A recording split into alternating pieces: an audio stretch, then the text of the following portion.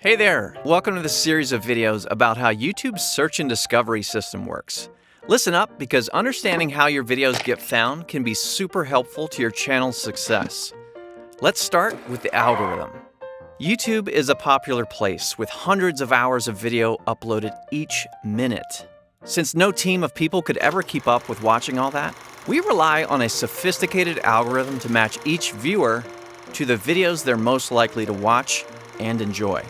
The algorithm is basically a real-time feedback loop that tailors videos to each viewer's different interests. It does its best to show the right videos to the right viewer at the right time across the whole planet. How do we do this? With data. For each video, we look at things like titles, thumbnails, descriptions, and how other viewers seem to be enjoying it. We also look at how much of the video they're watching, if they're clicking like or dislike, and how many people are commenting.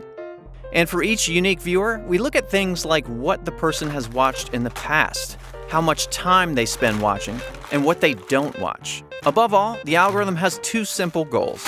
1, help each viewer find the videos they want to watch, and 2, get viewers to keep watching more of what they like.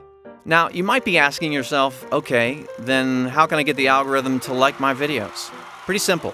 Get the audience to like your videos. That's because the algorithm follows the audience. If people love your videos, the algorithm will surface them to others. But where will new audiences actually encounter these videos? In the next sections, we'll dive into 6 key areas where videos are often found, and we'll start with YouTube search. Do you know how it works? Click here to watch the next video.